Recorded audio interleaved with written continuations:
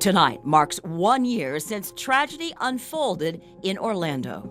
1 year since 49 lives taken during 3 hours of terror inside a popular nightclub. 1 year since those frantic phone calls to loved ones. 1 year since dozens of survivors were able to walk away, but from a night they'll never forget. 1 year since hundreds of first responders faced terror in their own city. 1 year since a community changed forever. And tonight, we remember the victims and honor the survivors of the Pulse nightclub shooting 1 year later. First Coast News begins with Heather Crawford reporting tonight from Orlando.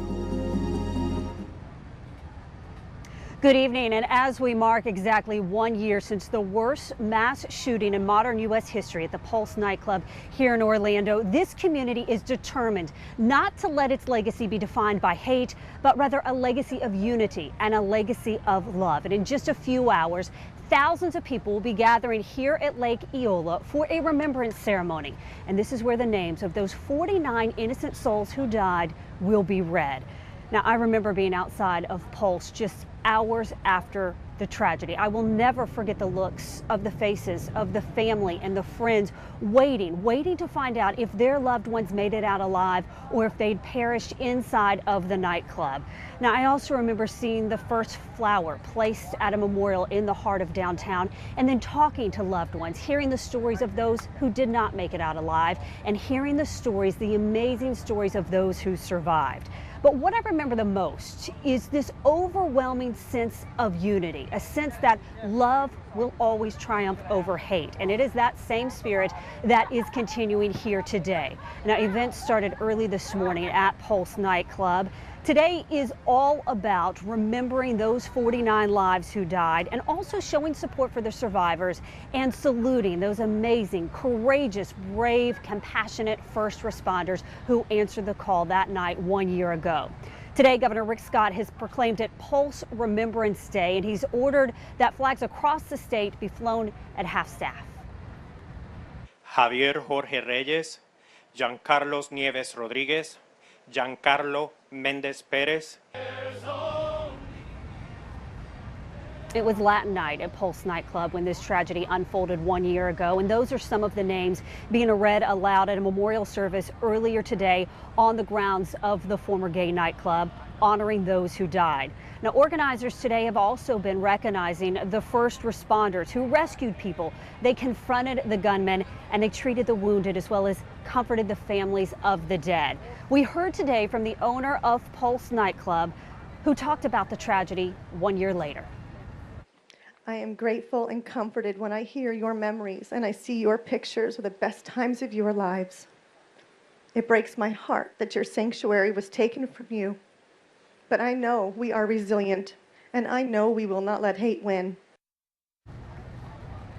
Now, for some of the survivors, it has just been too painful to return to the site of where that terror attack happened a year ago. But for others, going back there today is part of the healing process.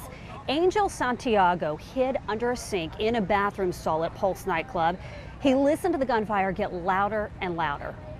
In terms of survivors, I'm definitely one of the lucky ones because I sustained 2 shots. One in the knee, went in and out. Another on my left foot also went in and out. And yeah, I had to take time to recover, but you know, today I can pretty much do almost anything that I did before. So I have my mobility, I have my freedom and my independence, which is great. I can't say the same for others. So the physical aspect, thankfully, I'm doing all right. Obviously, there's an emotional toll, there's a psychological toll, and that's something that we're not going to get over in 1 year, 5 years, or even 10 years. You know, we don't know. For us, this is still ongoing.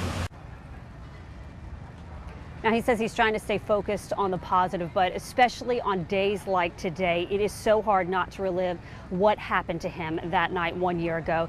He says that his life is vastly different than it was on June 11th, 2016. He says he never aspired to be an advocate, but since this happened to him, he now really feels a sense of responsibility to be an advocate and to advocate, to speak out against gun violence and hate. Continuing our team coverage now is First Coast News' Brittany Dion. Now, Brittany was here with me right after this terror attack happened, and today she went back to Pulse nightclub. And Brittany, I know a lot of raw emotion there today at the scene. Absolutely, Heather. It's a very eerie feeling being back here at the Pulse nightclub after that terror attack 1 year ago. And a lot of people that I have been speaking to tell me that what they have been doing is trying to find the strength to keep going. Come with me just really quickly. We'll take you over to the area where a lot of folks are gathering. This fence is covering up the property. Behind here is Pulse nightclub. A lot of folks coming in with their children saying that they want to teach them different than this generation, teach them love, teach them unity, and teach them to love one another. Guys, I need just to step back, please. 12 months, 365 days, 8,760 hours, 525,600 minutes. It's like reliving that day all over again. It's been 1 year since the terror attack inside of Pulse nightclub ended 49 lives and affected thousands of others. I lost five beautiful people. Orlando native and Pulse performer Giovanni Neves says he was supposed to party with friends the night of the attack. And I never made it. And 1 year later to set foot back here on Pulse property, the rush of emotions, the feeling that they're never coming back, it kind of overwhelms you. The same can be seen in the hundreds of others who gather at the corner of South Orange Avenue and East Esther Street. There's just no words for the emotions of being in this place with these amazing people. The dogs. I didn't expect the dogs to be so emotional. It makes you realize how quick you can lose the things you love the most. But with every month, day, hour, and minute comes the strength to persevere. It's okay to cry, it's okay to be sad, and it's okay to keep on living and loving. His plan failed, the devil's plan failed. And Heather, as you heard this man that we just heard from at the end say, the devil's plan failed. Just taking one look at all of these people uniting, coming together, hugging one another, loving on each other. This is the after of what happened here. And this is something that they were talking about earlier in a program. They said that terrorism did not win here in Orlando, and they want people around the world to see how this community has come together to heal. And they say that it'll take a long time before they feel normal again, but they are certainly leaning on each other for that strength, Heather. And Brittany, what we heard him say, keep on living and loving, is something I have heard echoed over and over again over the past year. Now, one of the speakers at the ceremony that's going to happen in a few hours here at Lake Eola is Orlando City Commissioner Patty Sheehan. She is a close friend of the owner of Pulse nightclub, and I had a chance to catch up with her as she reflected on the past year. Patty Sheehan woke up on June 12th last year to a flurry of frantic phone calls. A mass shooting in the district she represents at a club she knew well. When I first got on scene, one of my friends who's a local reporter had called me and he was crying. And I was telling him, it's going to be okay, it's going to be okay. And I looked down and I realized I was standing in blood on the street. And there was 2 bodies behind me. And I'd never seen anything like that. I mean, this is an area that I walk all the time. This is my district, and it had become a war zone.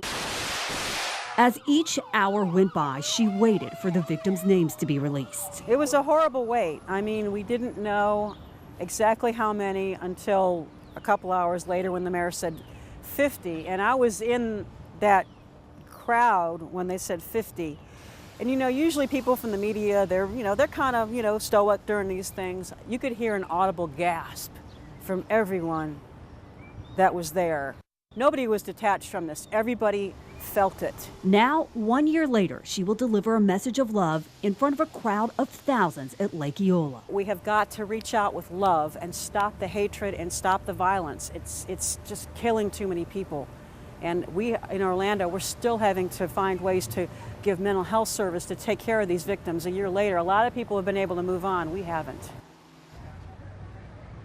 Now you heard her just say that no one could detach from this. And I can tell you firsthand, being here just hours after the tragedy, being on the ground here at Pulse nightclub in Orlando, I couldn't detach from it. It was so hard just seen the grief on people's faces, talking to those who had to wait in some cases 24 hours to find out if their sons or daughters or brothers or sisters made it out alive.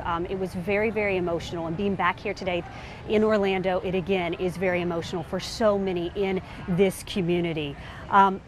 Definitely something that we will never ever forget, and that's what today is all about remembering. Now, Commissioner Sheehan was quick to point out to me that she doesn't want today to be called an anniversary, because she says anniversaries are all about celebrating. This is not a day about celebrating. This is a day about remembering those lives who were lost. I also had a chance to catch up with the mayor of Orlando, Buddy Dyer, and talk about what he remembers. And he says as the days have gone by and the months have gone by, this tragedy actually has hit closer to home, because in the beginning he was in leadership mode, but as the months have gone on, he's allowed himself to get more emotional. And he talked to me about the lessons learned. Take a listen. Main lesson was it could happen anywhere. If it could happen in the happiest place on earth, then it can happen in any city in America, and you need to be prepared for that. Do you worry about another terrorist attack happening here? You know, you can't worry about it every day. What you can do is prepare in the best way that you can, because if you worry all the time about something like that, then the haters and the terrorists win. But if you're simply doing your job and providing the OPD with all the tools and training and technology that they need, doing what you need to do as a community, getting as much intel information as you possibly can, that's what you need to do. Now, the mayor told me that he has never said the shooter's name because he doesn't want the focus to be on the shooter. His focus is on helping this community come together and heal. And you will hear more from Mayor Buddy Dyer tonight at 5:30. You'll also hear from another survivor who made it out alive from the Pulse nightclub 1 year ago. And we'll tell you what you can do in Jacksonville right now to help. Jeannie and Anthony, back to you. This is First Coast News at 5:30.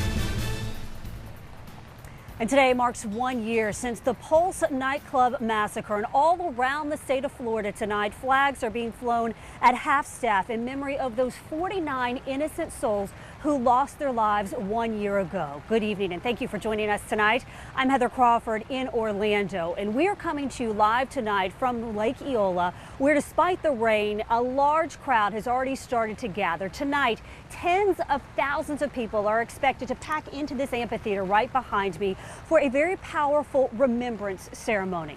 Now, it has definitely been a somber day here in Orlando, but it's been a day of unity and a day of love as people from all across the globe have come here to remember the victims of Pulse and to stand with the survivors and with the first responders. Now, I was here in Orlando at the scene of this tragedy 1 year ago, and as I was driving to Orlando, we still didn't know just how many lives had been taken. I never imagined, never fathomed that what I was going to drive up to would turn out to be the worst mass shooting in modern U.S. history. It is still so hard to believe what happened here today. It has been a very emotional day in the city of Orlando, the community honoring all of those lives who were lost and the dozens of others. In fact, more than 50 others were injured, but they made it out alive of Pulse 1 year ago. That was when a gunman opened fire inside of a packed nightclub. He took hostages. It led to a nearly 3-hour standoff with police. And tonight, ABC's Janae Norman continues our team coverage from Orlando, where the healing process very much continues 1 year later. 1 year later. It's been a year, so it's rightfully time to celebrate their passing. The scene outside Pulse nightclub is starkly different June 12th, 2017 than it was 1 year before. The same morning, investigators say a shooter walked into the packed club and opened fire before killing 49 and hurting so many more. I miss Pulse. I miss everything it stood for. But those scenes of chaos, heartache, and tragedy giving way to bright colors, rainbows, and a celebration of the 49 souls who lost their lives on that unimaginable night. We are here to remember the innocent lives that were lost. We're here to honor them, along with their families and their loved ones.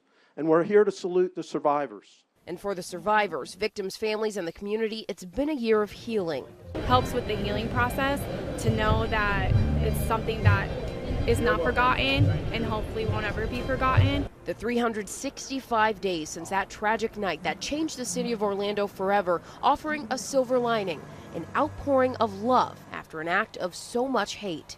It's remarkable to think that after this horrible tragedy, this is the time when people all come together to show their true colors. The events continue throughout the day, including another remembrance ceremony here right outside Pulse nightclub later this evening. And one thing that's been a constant at these events is the reading of the 49 victims' names, showing that they are the focus, remembering and honoring those 49 people whose lives were cut short. Janae Norman, ABC News, Orlando. And as you saw outside of Pulse nightclub, there's a memorial surrounding on a fence. You see the victims' names. You can read about them, hear their stories, see notes that people from all across the world have come here to the scene to write. I can say for me, it was very emotional going back to the Pulse nightclub, and I'm sure it was the same for my colleague Brittany Dion. She continues our team coverage now. And Brittany, you were on the ground here in Orlando for days after this terror attack, and I can imagine for you it was very emotional coming back today. Heather, it's very odd being here on the property of Pulse nightclub where that tragedy took place. But let me tell you, what's going on here right now is people trying to band together to try to heal from all of this. Now you can see, rain or shine, people are paying their respects, remembering the 49 lives that were lost inside of this club during that terror attack. A lot of people I've been speaking to today say that it seems like it was just yesterday when all of this happened, but this community is definitely coming together to support each other. One woman says that it has helped her to accept her daughter, who came out to her and told her that she was gay. She came down here with her daughter to see the memorial here at the site. Now what you all are looking at are just different mementos all around the property here at Pulse nightclub. People are coming up and leaving flowers. They're leaving messages to each other as well as to their loved ones and friends who lost their lives here. Now, in a program earlier today, the first responders were the ones that were being celebrated today. As you have heard Heather say, this is a day of remembrance, but there are some people that are getting celebrated because this community says if it were not for them, there would have been many more lives lost. We're talking about policemen, firefighters, medical staff. They were all here today, and cheers erupted for them when they came to the scene here just to reflect on all that happened here today. We spoke to some of them. Take a listen. After the fact, of course, you hear all the stories and you see the magnitude of a tragedy like this. That's when you really sit down and you realize, my gosh, you know, we always prepare for something like this to occur, but we always wish that it would never occur, and obviously it touched our community. There's so many different religions, ethnic backgrounds, different sexual orientations, gender identities, all here for one purpose, which is to not just remember those who were taken, but send a message that we won't let hate win. And that as a community, we stand in solidarity with one another. And Heather, this is what is so amazing about the Orlando community to me. They are sending a message not only to Central Florida, but to the entire world that hate will not win. These are stars that people here are painting. And guess where these are going? All the way over to Manchester, so that the people here can show them that they can get through what happened in Manchester with that terrorist attack. And the people here say that as long as you band together, as long as you let love win, your community will be okay. Reporting live in Orlando, I'm Brittany Dion, First Coast News. And we're seeing so many messages of love conquering hate. Brittany, thank you very much. We're also hearing from some of the survivors who made it out of Pulse nightclub 1 year ago. Angel Colon is now walking with a cane. He is one of more than 50 who was injured in the Pulse shooting, but thankful, so thankful that he made it out alive, and thankful to all of the first responders. I keep in touch with a lot of the survivors. You know, I feel like it's a bond that not everyone has. It's something that we all went through. So, you know, I feel like they're my brothers and my sisters now. Yeah. And I also keep in contact with the officer that dragged me out of the building as well. Till this day, he comes over on holidays, on birthdays. So yeah, we've created a special bond. And we salute all of those first responders. They really saved so many lives that night. Officer Omar Delgado was the one who helped Angel during the Pulse nightclub shooting. And this is a man, he risked his life to save another's life. And he's now in need of specialized counseling that's not covered by insurance. Now, he's had a few, but his sessions are running out. And tonight, he is speaking out about that horrible night last year that still runs through his mind to this very day. Emerald Morrow has his story tonight. It's going to be at 1912 South Orange Avenue with shots fired. It was the biggest call of his life. We're being advised there's an active shooter inside Pulse nightclub. But when duty calls, you answer. Shots fired, multiple people on the ground. Officer Omar Delgado was working overnights for the small police department of Eatonville, right outside of Orlando, when his life changed forever. I'm hauling. I'm going as fast as humanly possible. And moments after getting to the scene, And then all you can just hear is the gunfire. Da da da da da da da da da da da da. he was not prepared for what he'd see next. There were so many bodies laying on the ground. The scene, unimaginable. This young lady that came out, she was barefooted. And she was slipping and sliding because of all the blood that was there. And I grabbed my flashlight and I aimed my flashlight at her face just to kind of blind her so she wouldn't see what she was sliding on and what she was tripping on, because she was tripping on the bodies. Bodies Officer Delgado knew would never get up. But there was one. He put his head up and he was lying on the floor. He'd been shot 6 times. But somehow, some way, Angel Kalan found the strength to move. I saw him and dragged him out, and again, didn't know if he made it or not. But 4 days later, a flicker of hope after a night of despair. How you doing, Angel? I'm good. How are you? Good. My name is Officer Omar Delgado. I'm one of the ones that helped you get out of harm's way, man. I need a big hug from you, man. I appreciate it. Today, the two keep in touch. But as Kalan heals his physical wounds, Officer Delgado is trying to heal the mental ones. And I have not had a night where I have not had a nightmare. And when he's awake, sights, smells, and sounds keep that nightmare alive. When that iPhone rings, it's just like, it takes me back there. And there was that one that was ringing a few feet from where I was standing, and where there was so much blood that it literally vibrated and floated away because the person who was calling did not stop calling. Today, Officer Delgado sees a therapist to deal with his PTSD. I look forward to the day that I can overcome this and be the same Omar I used to be. But until then, it means a change of pace. He's on desk duty because getting back out on the road is just too hard for him. I try to, and I can just smell. Because remember, I was covered in blood, and my whole uniform was bloody. But Officer Delgado pushes on and hopes other first responders who risked their lives have the support to push on too. I'm afraid a lot of first responders aren't coming forward. I really wish they come forward and really get the help that they need. And our hearts go out to Officer Delgado and to all of the first responders. If you'd like to help Officer Delgado, there's a GoFundMe page that's been set up, and we have linked that to firstcoastnews.com. Here at Lake Eola, the remembrance ceremony is scheduled to get underway at 7 o'clock tonight. A big crowd has already started to gather. The woman who is organizing this whole event, she's actually a native of the First Coast. And tonight at 6 o'clock, you're going to hear from her on why she was so driven to make this event happen and to get involved and to give back. Her story tonight at 6.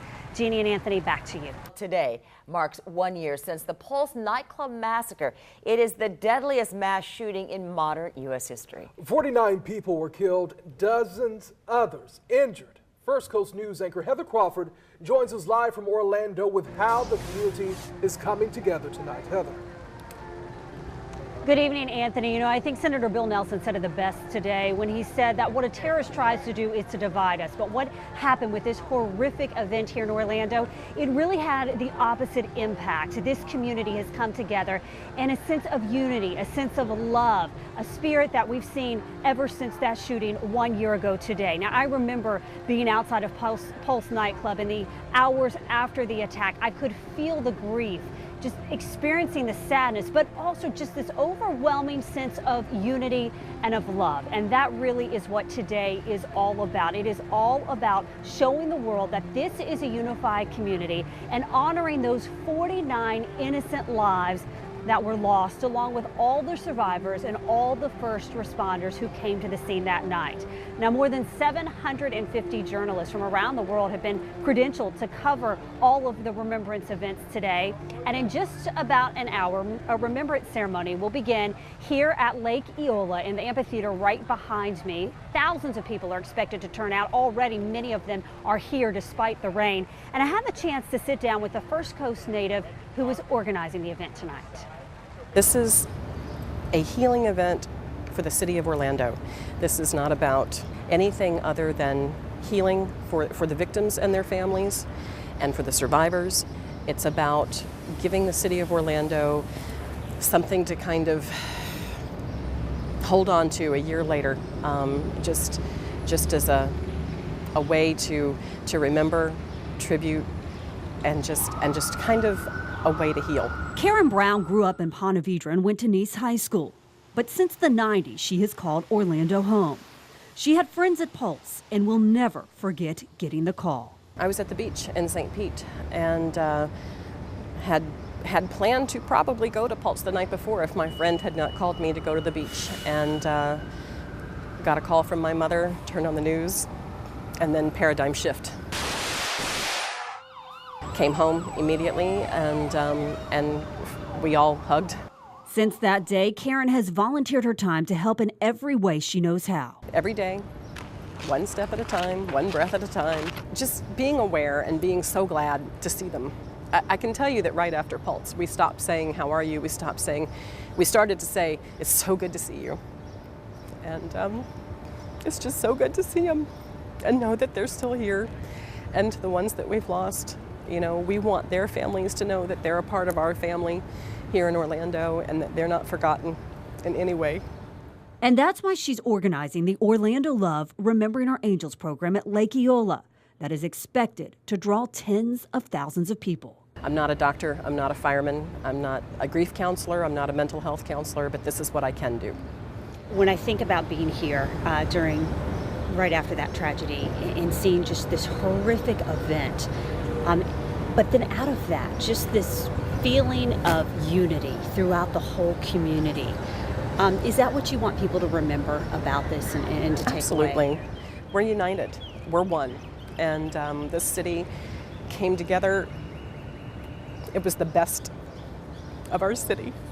And that is definitely a message that Orlando wants to send out to the world, that we're united. And we're together, you know, all for one, one for all, forever. We're together.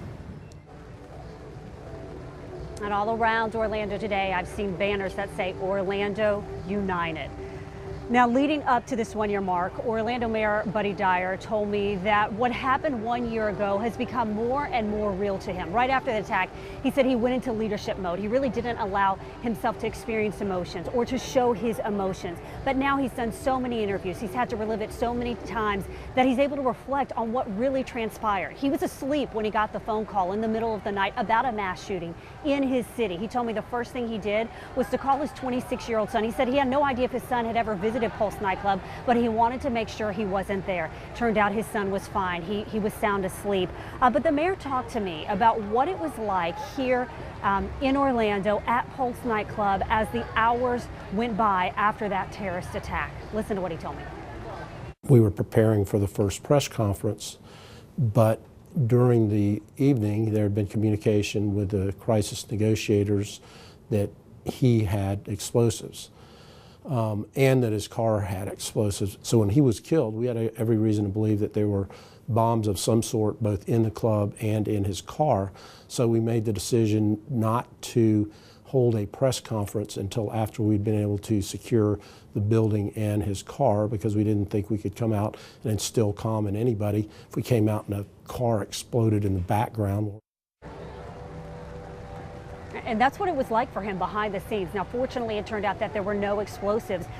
He said the hardest day of his life, it was that morning when he had to come and tell the residents of his city, tell the entire world that 49 people had been murdered in what turned out to be the worst mass shooting in modern U.S. history. The mayor told me he hasn't said the shooter's name. He won't say the shooter's name because that's not his focus. His focus is on helping this community continue to heal. And he is among the many speakers who will address this crowd of thousands here tonight. The ceremony gets underway here at Lake Eola at 7 o'clock. And continuing our team coverage now is my colleague Brittany Dion. Brittany, you were on the ground at Pulse nightclub with me in the days following the attack. I know it was very emotional today for both of us going back to that scene. Oh, that's right, Heather. As you mentioned, a year ago, being here anywhere near Pulse nightclub, there was an overwhelming feeling of grief. Today, the feeling is sad, but it's also a feeling of hope and strength. As you can see, folks are still here outside of the club, remembering the 49 lives that were taken inside of Pulse nightclub last year. Hundreds have gathered here today, this place has been turned into a permanent memorial. They've been here hugging, laughing, crying, many just having time and fellowship together, just trying to overcome something so horrific happening right in their own community. Now, I spoke with several people who say they want to let the world know that love will win, hate will not conquer Orlando. Take a listen.